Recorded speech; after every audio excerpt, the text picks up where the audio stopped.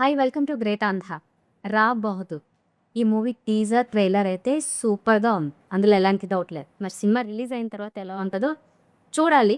అంతకంటే ముందుగా ఈ సినిమాని డైరెక్ట్ చేసిన డైరెక్టర్ మనతో ఉన్నారు. ఆయన పేరు చెప్తే కొంతమందికి తెలియచ్చు, ఫేస్ చూస్తే ఇంకా ఎక్కువ మందికి తెలియచ్చు. ఎందుకంటే తీసింది 2 సినిమాలు డైరెక్టర్గా అనేటప్పటికీ ఆయన చాలా వైరల్ పర్సన్. ఎందుకు అయ్యారేంటనేది కూడా నేను ఈ మొత్తం ఇంటర్వ్యూలో మాట్లాడతాను.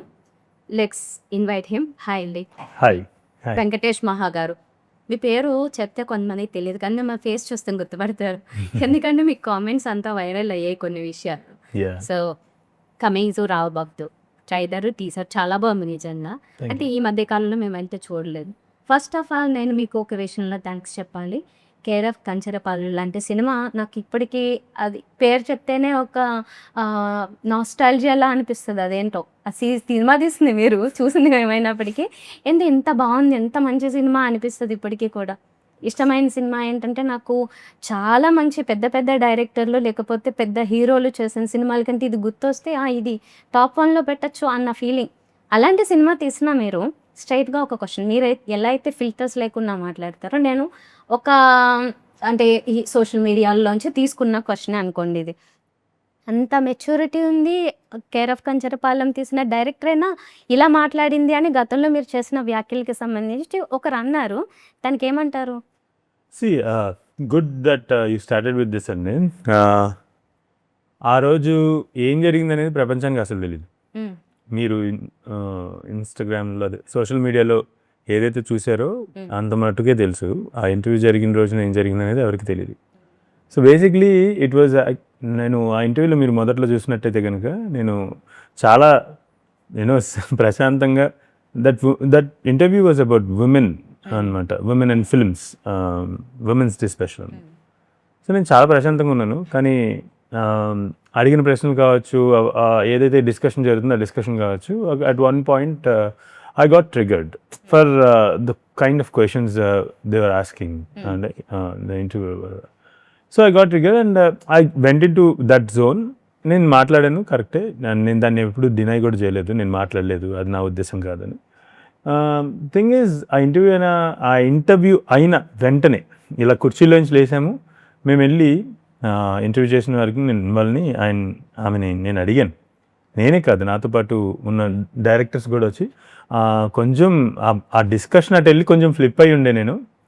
నాకు ఇది నా ఒపీనియన్ మాత్రమే, and this is just between this walls. అలా కనుక వెళ్ళి ఉండకపోతే అట్లా మాట్లాడి ఉండేవాడిని కాదు. సో ఇది రిమూవ్ చేసేసేయండి టోటల్గా.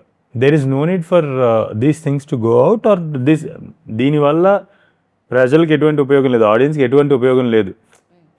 ఇది వినడం వల్ల, ఇది లేదంటే ఇది చూడటం వల్ల తీసేయండి అంటే తీసేస్తామని చెప్పేసి మాట ఇచ్చారు. 1-2 సార్లు చెప్పాను నేను, అది అవసరమే లేదు అన్నది. It doesn't, audience, there is no need for audience to see all these or no all these things. Okay, it is very internal and fraternity లోపల ఉంది.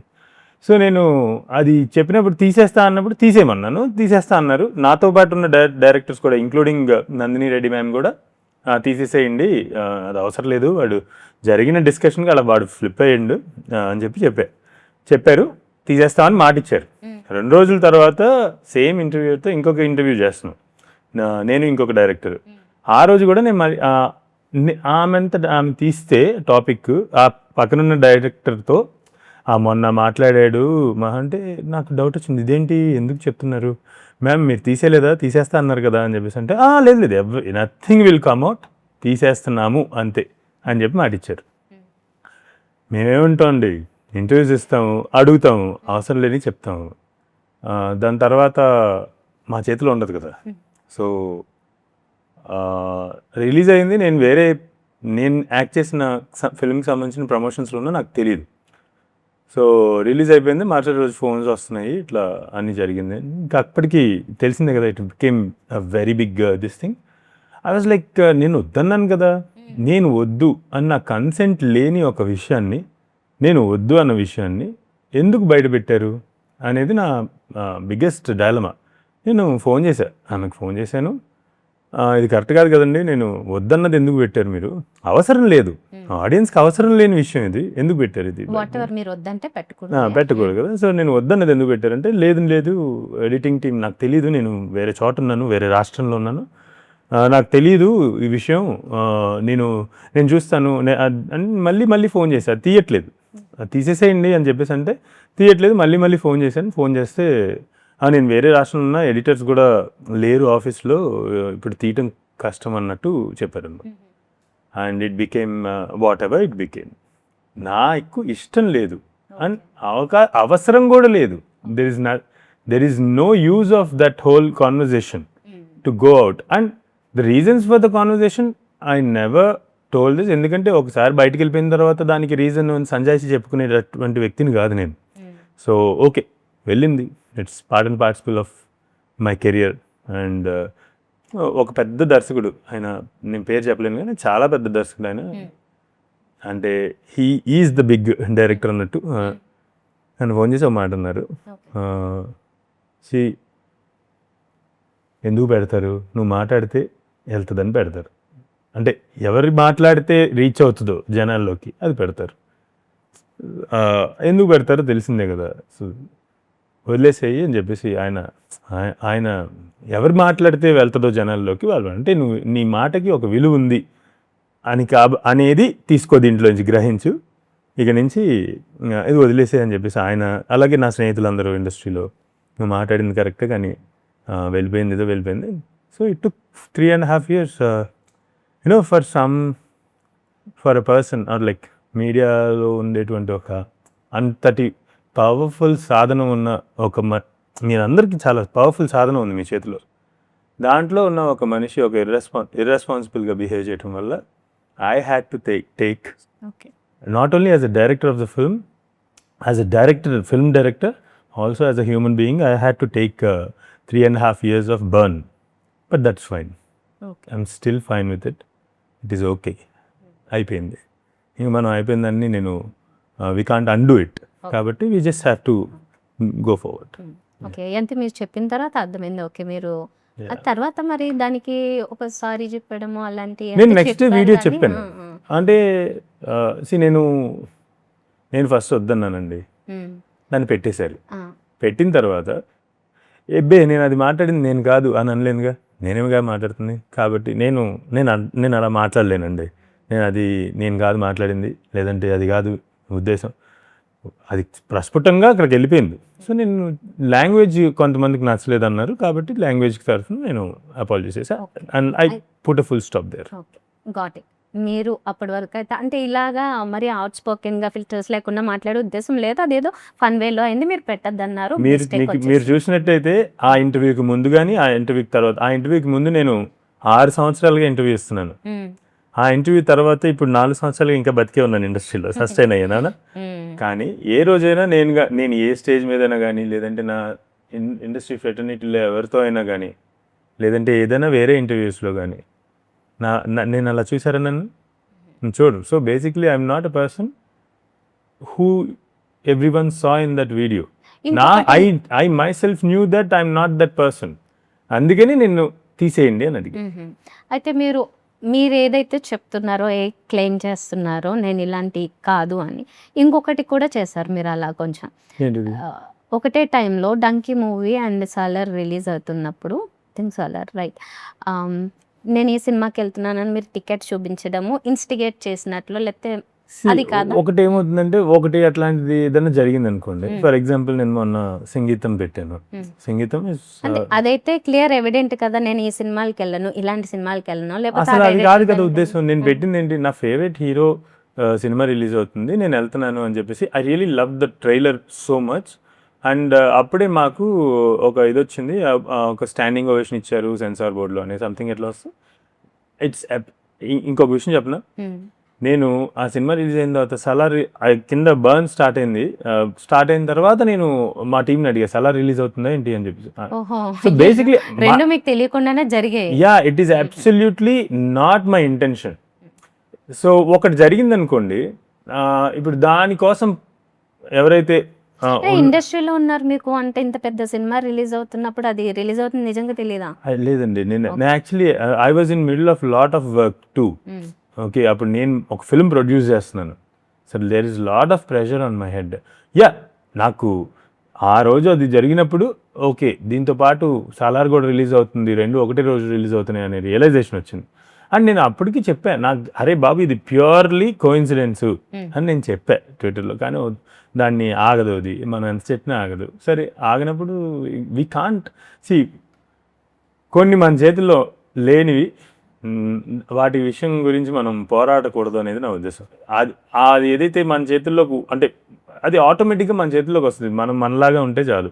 So that is why I just ఆ రోజు కూడా నేను you know నా అంటే it's very coincidental, ఇది కాదు మ్యాటర్, మీరు అనుకుంటుంది కాదు, మీరు ఆపరు అసలు అని చెప్పేసి నేను వదిలేసి అక్కడితో. So it is so coincidental. And ఒకటి ఏదైనా ఇలా జరిగింది అనుకోండి, obviously who ever comment in the Twitter, they try to find everything that we do on social media as a reason or as a source for them to comment. Okay, so నేను అది realise అయ్యారు, మన అందరం ఒకటే బిజినెస్లో ఉన్నాము, and we know how things happen, why they happen, and if it is not in my control, I shouldn't just battle with that. So I just left that aside అన్నమాట. Okay, సరే, ఇంకా ఈ ఆరోలోంచి బయటకు అయితే మీకు ఒక చిన్న విషయం చెప్తాను. పొరపాటు అనేది జరుగుండకపోతే ఆ పలానా ఇంటర్వ్యూర్ ఎవరి ఇంటర్వ్యూలో అయితే అదంతా జరిగిందో, ఆమె రెండు మూడు రోజుల తర్వాత వేరే రాష్ట్రంలో అన్నారు కదా, ఆమె తర్వాత రిటర్న్ వచ్చిన తర్వాత ఆమె నాకు ఆఫీస్కి వచ్చారు, ఆమె నాకు సారీ చెప్పారు. చాలా she felt very sorry. But నేను ఆమెతో ఒకటే అన్నాను, ఆల్రెడీ బయటికి వెళ్ళిపోయింది అండ్ దాన్ని ఇప్పుడు మనం అండూ చేయలేనప్పుడు మీ సారీ కూడా ఏమన్నా చేయగలదా? లేదు కదా. ఇన్ కేస్ అది మీ కెరియర్ ని చాలా ఎఫెక్ట్ చేస్తుంటే సారీ వోంట్ వర్క్. ఏం చేద్దాం చూసారా, మీరే అన్నారు, అట్లాంటి ఒక irresponsible act can damage someone's career. But yeah, somehow people, because of audience, somehow you sustained. No, it's not somehow. I know how I sustained. Because audience love the films that I made, and because audience know the honesty in me. In terms of films చూస్తే తెలిసిపోతుంది కదా మనం దేనికి చేస్తున్నాం అనేది. Because audience recognized the honesty in my films and because they love me as a filmmaker, I think it is only because of audience love I sustained that kind of a burn, and I am really grateful to the audience all my life for really believing in me and making me still sit here. They know it. Audience can't be influenced, I'm telling you. Maybe they will for some time, for a moment ki they will watch it, వీడు ఇలా మాట్లాడాడంట అని చెప్పి 4 మంతనాలు చేసుకుంటారు కానీ, but deep down they know who spoke there అనేది. And lot of people నేను కలిసినప్పుడల్లా మీరు కాదు కదా, మీరు అసలు అట్లాంటి పర్సన్ కాదు కదా అంటే, లేదండి అది ఫ్లిప్ అయింది, నేను వద్దన్నా కూడా వెళ్ళిపోయింది, ఏం చేయను, it's not in my hands. Audience can't be influenced అండి. We underestimate audiences a lot, but audience know. It's just that momentarily that is what being projected or that is what they're receiving and they will discuss about that. అంతే తప్ప ఆ మాట్లాడుతున్న వాడు ఎవడనేది వాళ్ళకి తెలుసు ప్రస్ఫుటంగా. So yeah, okay, right. So నేను రావ్ బహదూర్ గురించి కొన్ని మాట్లాడి నేను ఇంకొన్ని ఉన్నాయి అడగాల్సినవి, మళ్ళీ అడుగుతా. రావ్ బహదూర్, ఇది మీది 3rd ఫిల్మ్ డైరెక్టర్గా. ఫస్ట్ సినిమా నేను చెప్పాను, as I said, Kancharapalem, care of Kancharapalem, చాలా మంచి సినిమా. తర్వాత అదే డైరెక్టర్ నుంచి from the team of Kancharapalem అన్నప్పుడు ఉమామహేశ్వరరావు గురించి కూడా నేను చాలా ఈగర్గా వెయిట్ చేశా, కానీ అది నన్ను అయితే కొద్దిగా డిసప్పాయింట్ చేసింది. ఎక్కడో ఎందుకు చేసిందంటే నేను చెప్పలేను అది, కాకపోతే దానికి వచ్చినంత పేరు తర్వాత రాలేదు కదా. సో ఇప్పుడైతే మాత్రం రావ్ బహదూర్ చాలా ప్రామిసింగ్గా అనిపిస్తుంది. ఏ జోనర్లో తీశారు, ఏమనుకుని తీశారు, మైండ్ సెట్ ఎలా ఉండి ఈ సినిమాని చూడాలి? ఎలా, ఫస్ట్ లాస్ట్ క్వశ్చన్తో మొదలు పెడదాం. మైండ్ సెట్ ఎలా ఉండి ఈ ఫిల్మ్ చూడాలి? టు ఆల్ ద ఆడియన్స్, అసలు ఏం పెట్టుకోమాకండి, just to experience something for the first time on screen. అలాగ వచ్చి కూర్చుంటే కనుక this is a world that will give you transform a lot of emotions to you. There are moments where you will laugh out loud. There are moments you will cry very deeply. There are moments you will be elevated as human race. You know, ఒక మనిషిగా మనల్ని elevate చేస్తుంది. So at the end it will leave you with a long lasting overwhelming experience. So this is అది expectation. Then ఏమనుకున్నా అంటే genres వైజ్గా వస్తే కనుక I have to put it as it is a psychological drama slash magical realism slash dark comedy. So this is the sub genres వచ్చి magical realism and dark comedy. But the main genre of the film is psychological drama. It's not psychological thriller, psychological drama. We have seen psychological thrillers, so many thrillers, but this is going to be a psychological drama. So yeah, so this is genre. And how I wrote it ante, it started in 2020 COVID మధ్యలో. కంచపాలెం అయిపోయిన తర్వాత random idea ఉంది, ఇది ఏం ఈ film అవ్వబోతుంది, ఒకటి ఈ ఫిల్మ్ నా హెడ్లో తయారవుతుందన్న ఆలోచన ఉంది, తెలుసు నాకు. కానీ 2020లో when we got that time, I started putting it on paper, and October 2020 the script was already ready. And ఈ సినిమా తీయకపోతే, సెకండ్ వేవ్ డెల్టా అని వచ్చింది కదా, ఈ సినిమా తీయకపోతే ఈ డెల్టాలో కనుక చాలామంది youngsters and everyone all age groups were falling down. So ఒకవేళ పొరపాటున నేను కనుక ఈ డెల్టా వేవ్ చిక్కేసానంటే, ఒకవేళ ఈ సినిమా తీయకుండా చచ్చిపోతే ఫిల్మ్ మేకర్గా కెరియర్ ఫుల్ఫిల్ అయినట్టు కాదు అనే ఒక ఫీలింగ్ అనమాట. So this is that important script అనమాట ఫర్ మీ. సో యా, అందుకనే ఐ వాజ్ యూనో చాలా సబన్గా ఈ సినిమా తీయాలని ఎంత time వెచ్చించింది.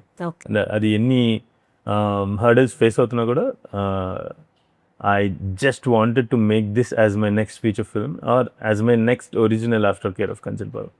Care of Kanchapalem original తీసినప్పుడు people, the kind of appreciation I got from audience, it's almost became a cultural asset of Telugu people కదా.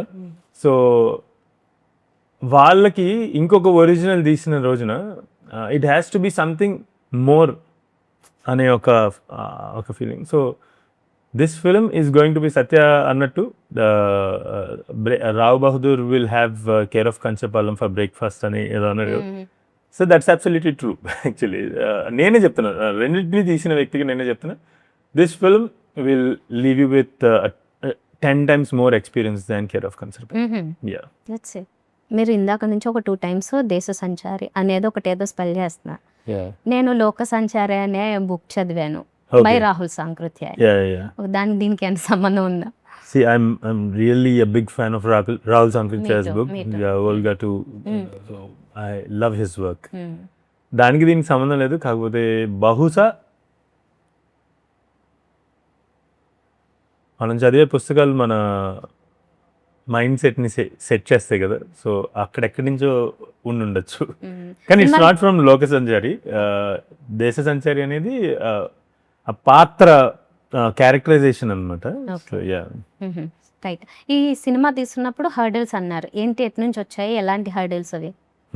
So అంటే ఈ ఫిల్మ్ స్టార్టెడ్ మల్టిపుల్ టైమ్స్ అండి, couple of times it got started, and various reasons వల్ల మళ్ళీ అది వెనక్కి వెళ్ళిపోవటం జరిగింది. 70కి పైగా నరేషన్స్ ఇచ్చి ఉంటారు. బిఫోర్ గివింగ్ నరేషన్ టు నమ్రత గారు, I would have given at least 70+ narration, 75 narration. Last one is Namrata Gara. The last one is Namrata Garu along with Sharath and Anurag. Mahesh Babu garu vinledu. Mahesh Babu garu tarvata script adi chepparu, the idea adanta discuss chesaru, Namrata garu discuss chesaru.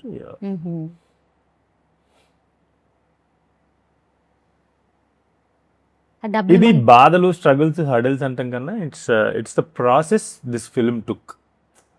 ఈ film తీయడానికి జరిగినటువంటి process అదిగా తీసుకోవాల్సిందే.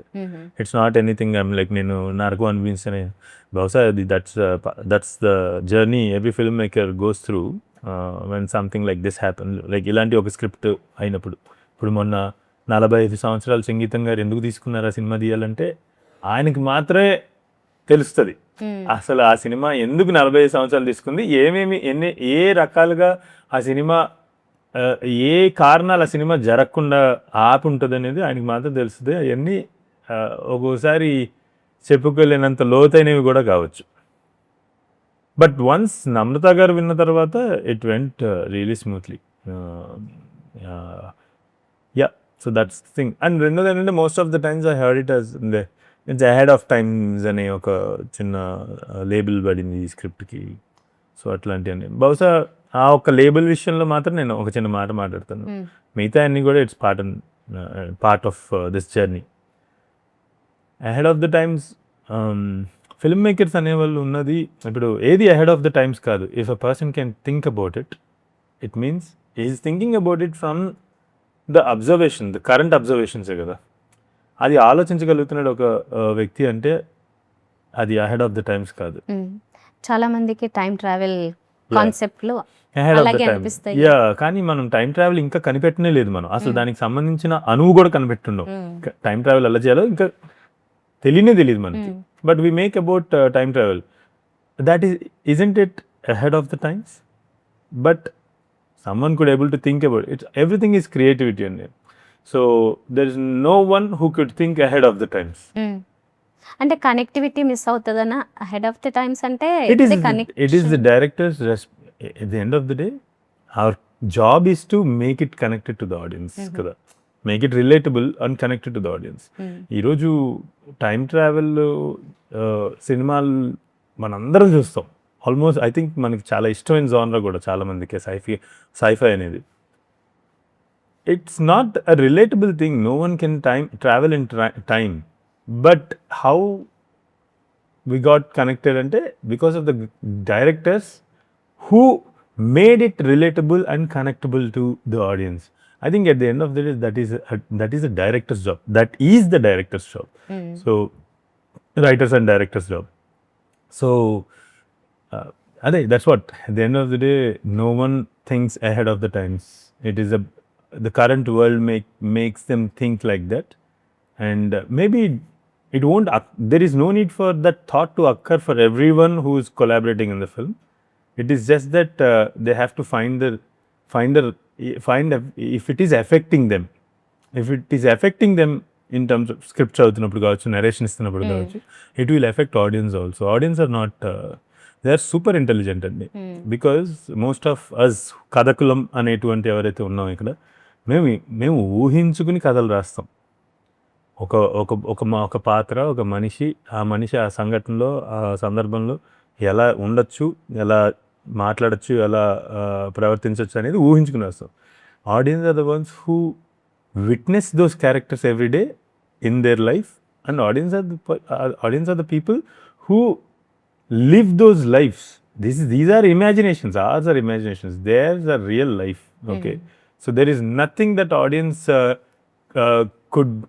couldn't relate to if we as filmmakers, writers and directors, especially these two crafts, do their duty well, which is making it relatable to the audience. Okay, ఇప్పుడు మీరు చెప్పిన 70 times narrations ఎవరైతే ఇచ్చారో అందులో చిన్న ప్రొడ్యూసర్స్, మీడియం, బిగ్ ప్రొడ్యూసర్స్ కూడా ఉండొచ్చు. వాళ్ళందరూ సినిమా రిలీజ్ అయిన తర్వాత ఎలా ఫీల్ అవుతారు అనుకున్నారు? I mean like వాళ్ళు చాలా ప్రౌడ్గా ఫీల్ అవుతారు. ప్రౌడా అంటే మిస్ అయ్యారు? అయ్యో భలే వాళ్ళండి. అంటే మేము అందరం ఇక్కడే ఉంటాం కదండి. ఈ సినిమా కాకపోతే ఇంకో సినిమా పిక్ చేస్తారు వాళ్ళు. ఈ సినిమా మిస్ అయ్యి ఉండొచ్చు, కానీ ఇంకొక సినిమా, నేను ఏ సినిమా తీసినా ఇంతే నిజాయితీతో. అంటే మీరు ఇంత మంచి స్క్రిప్ట్, ఇంత నమ్మకంతో చెప్పిన దాన్ని రిజెక్ట్ చేస్తే మీకు వాళ్ళ మీద కోపం రాలేదు? లేదండి, అబ్సల్యూట్లీ నో. అదే చెప్తున్నా కదా, నాకు I'm not the person that social media or any media projected me as. నాకు మా ఫ్రెండ్స్ లాగిపెట్టి కొడితే అరే ఏంట్రా చెప్పి కొట్టచ్చు కానీ రకం. మీరు గాంధీ అయితే? గాంధీ కాదు, it's like I mean like I don't label my I'm Venkatesh మహా. సో మా వాళ్ళు నాకు కోపం రావడానికి ప్రయత్నిస్తారు. నాకు ఒక్క పని, నా వృత్తి విషయంలో తప్ప, నా ఆక్యుపేషన్ విషయంలో తప్ప, I don't get angry in anything. Because I'm raised by a women. My mom raised me and I'm in fact film మేకింగ్లో కూడా all the people who encouraged me when I was doing something for the first time were women. And I got that, for some reason I got that. My mom, she never gets angry on anyone. Like, unless if someone is disturbing her in something that she has to, అంటే తన డ్యూటీని చేయకుండా ఏదైనా తప్పులు చేస్తున్నా అంటే అడ్డొస్తుంటే కనుక కోపం వస్తుంది. ఫర్ ఎగ్జాంపుల్ సెట్లో నన్ను చాలా డేంజరస్గా చూస్తారు. ద మొమెంట్ ప్యాకప్ అవ్వగానే ఐఎమ్ వెరీ లైక్ నేను మీకు చెప్తున్నటువంటి పర్సన్. సో యా, నాకు ఎవరి మీద కోపం లేదండి. And also I don't think they will like the producers who miss this project or who pass this project, I don't think they would feel they have miss something. They will definitely feel proud of having, I'm very proud of having proud to have all the acquaintances with great producers and actors, and in the same way it's like they will feel proud that this film happened in this era of filmmaking. And also I think వాళ్ళకి అంటే నా for example కొంతమంది చాలా పెద్ద ప్రొడ్యూసర్లు కూడా విన్నారు. వాళ్ళు అప్పుడు అన్నది కూడా నాకు చాలా ఇష్టమైన అంటే వాళ్ళు ఏ రోజు నన్ను నేను నొచ్చుకునేటట్టు చేయలేదు. పాస్ ఇప్పుడు నేను ఈ సినిమా చేయలేకపోవచ్చు, కానీ ఈ సినిమా చేసిన రోజున మొట్టమొదటి థియేటర్లో ఫస్ట్ ఆడియన్స్ నేనేరా అని అన్న పెద్ద ప్రొడ్యూసర్లు ఉన్నారు. అంతే పెద్ద ప్రొడ్యూసర్లు నాతో 1.5 year ట్రావెల్ చేసిన ఆయన కూడా ఉన్నారు. He actually came to all the 70 నెరేషన్లో ఒక 8-9 నెరేషన్లు ఆయన నన్ను యాక్చువల్లీ ఈ ఫిలిం చెయ్యాలి ఎట్టి పరిస్థితుల్లో అని చెప్పేసి చెన్నైకి, బాంబేకి తిరిగాం మేము. Every narration he use to be there and listen to the narration along with the heroes or anyone the investors or whoever. ఆయన చాలా పెద్ద ప్రొడ్యూసర్. ఎందుకు నేను ఎప్పుడు అడిగి, సార్ నాకు చాలా ఇబ్బందిగా ఉంది సార్, మీరు ఇన్ని అంటే ఆయన చాలా పెద్ద ప్రొడ్యూసర్, మీరు ఇన్ని నెరేషన్లు వింటున్న నాతో పాటు తిరగటం నాకు చాలా ఇబ్బందిగా ఉంది సార్, నాకు మిమ్మల్ని ఏమన్నా మహా నువ్వు నాకు ఆ కథ చెప్తుంటే నువ్వు నాకు నెరేషన్ ఇస్తుంటే చాలా ఇష్టం మహా, అండ్ ఆ కథ నాకు ఎప్పుడెప్పుడు సినిమాగా చూస్తాను నాకు తెలియదు, కానీ నాకు ఆ కథ అంటే చాలా ఇష్టం, నా కథ మళ్ళీ మళ్ళీ వినాలనిపిస్తుంది. ఆ కథ నువ్వు చెప్తుంటే నెరేషన్ ఇస్తుంటే ఇంకా వినాలనిపిస్తుంది. అందుకే శ్రమ అయినా కూడా నేను నీతో పాటు ఫ్లైట్ టికెట్ వేసుకుంటున్నా, నేను నీతో పాటు అందరు హీరోలని కలుస్తున్నా, ఎందుకంటే నువ్వు నెరేషన్ ఇస్తుంటే నాకు ఆ కథ వినాలని ఉంటుంది అని చెప్పేసి. ఆయన చాలా పెద్ద ప్రొడ్యూసర్, కానీ ఆయన తీయలేదు ఎందుకు అంటే అదే బేసిక్లీ ఈరోజు ఒక ప్రొడ్యూసర్ రెడీగా ఉన్నా కూడా సినిమా అయిపోతుందని ఏం లేదండి. There is a lot that needs to come and fall in place. So ఆ రకంగా కుదరలేదు. దెన్ శరత్, అనురాగ్ వీళ్ళు వచ్చి దీన్ని చదివి స్క్రిప్ట్ చదివి ఇది ఎందుకు ఇంకా అవ్వట్లేదు ఈ సినిమా, నేను ఇంతమంది సినిమా ఎందుకు అవ్వట్లేదు అని చెప్పేసి వాళ్ళు they immediately started getting together everything that this film needs. And అప్పుడు దాని తర్వాత it's 1.5 years and we are here today.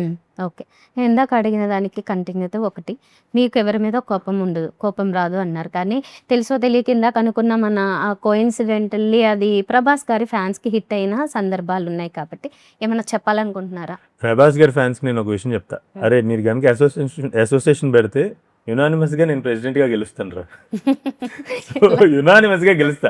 ఎందుకంటే నాకు ఆ రోజు జరిగినప్పుడు కూడా అంత విచిత్రంగా ఉంటుందో కదా. నేను all my life I was Prabhas. There are many heroes that I love so much, and Prabhas garu Chatrapati టైంలో అయితే I was like mad about him. Pournami నేను 5 సార్లు చూసా థియేటర్కి వెళ్ళి. ఈవెన్ దో అంటే పౌర్ణమి 5 సార్లు చూడటం ఏంటని మీరు అనొచ్చు, కానీ I don't know, I was mad about Prabhas, seeing Prabhas. ఆ సాంగ్ ఉంటుంది పౌర్ణమిలో. నేను ప్రభాస్ గారి సినిమా పౌర్ణమి సినిమా 5 సార్లు చూడటానికి కారణం ఏంటి చెప్తే మీరు నవ్వుతారు. Not the fights, not the rest of the film, it's just ఆ సాంగ్ ఒకటి ఉంటుంది, కోయో కోయో అని ఒక సాంగ్ ఉంటుంది. ఫస్ట్ ఇలాగా మోటార్ బైక్ మీద కార్ చైర్ మీద తోలుతూ ఆయన నేను అప్పటికే ఫిల్మ్ మేకర్, నేను చిన్నప్పటి నుంచి film maker అవ్వాలనుకుంటున్నా.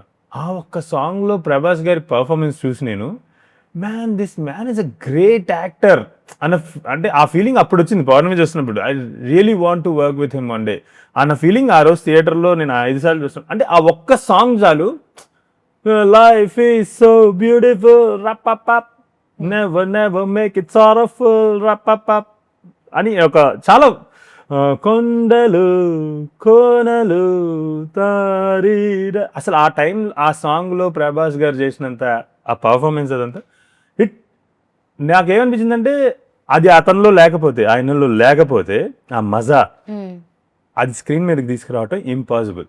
So through that song I understood how joyful person he is inside అనేది. So I was a big admirer of Prabhas garu. And చాలా life actually is very surprising. See what it అంటే ప్రభాస్ గారి fans నన్ను తప్పుగా అనుకోవడం అనేది చాలా ఫన్నీగా అనిపించింది. బికాస్ నేను చెప్పే కదా ఇందాక, మీకు గనక ప్రెసిడెంట్లు నిలబెడితే నేను యునానిమస్గా గెలుస్తాను. ఓకే, అదే కొన్ని సందర్భాలు కోఇన్సిడెంటల్ యాక్సిడెంటల్లీ కలిసి వస్తే కొన్ని మీలాగా కలిసి రాకుండా. ఏది కలిసి రాకపోవడం ఉండదండి. It's just part of the journey. Okay, the moment we switch off this body nothing remains in the air also. So so finally time అయిపోయింది. రావ్ బహదూర్ గురించి ఏం చెప్తారు ఆడియన్స్కి? నేను ఇందాక చెప్పింది మళ్ళీ కంటిన్యూ చేస్తానండి. This is going to B, నేను ఈ సినిమాను జస్ట్ ఈ సినిమాని తీశాను కాబట్టి ఈ సినిమా మీద మమకారంతో మాట్లాడటం కాదు. యాజ్ అన్ ఆడియన్స్, నేను coming from Vijayawada Gandhinagar theatre వీధిలో నుంచి నేను పుట్టి పెరిగొచ్చా. అక్కడ కూర్చున్న ఆడియన్స్గానే మాట్లాడుతున్నా. This is going to make all of us so proud cultural. నేను అందుకని చెప్తున్నాను, there is after watching the film there is no need to appreciate or give all the credit to me.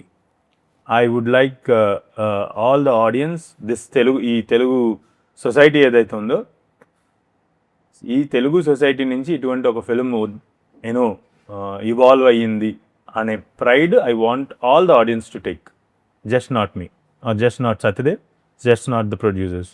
It is all the audience who have to, I want them, every Telugu person to take the credit that our society reached a point where Rao Bahadur happens. Like Rao Bahadur lante oka cinema Telugu samajam nunchi తీసాం అనే ఒక credit I want all the Telugu people to take. Okay, expecting ఇలాంటి సినిమాలు ఇంకా మీరు చాలా చేయాలి, మంచి సినిమాలు. ఒరిజినల్, మీ ఒరిజినల్ ఉంది కదా అలా. అయ్యో, నెక్స్ట్ 20 years కి ఒక రోజు కూడా ఖాళీగా లేకున్నంత పని ఉంది. ఓకే, జస్ట్ నాకు సో ప్రొడ్యూసర్స్ అండ్ సపోర్టర్స్ ఉంటే జస్ట్ హ్యాపీగా సినిమాలు తీస్తూ ఎంటర్టైన్ చేస్తుంటా. ఓకే, మాకే ఆల్ ది బెస్ట్ అయితే. Thank you. థ్యాంక్స్.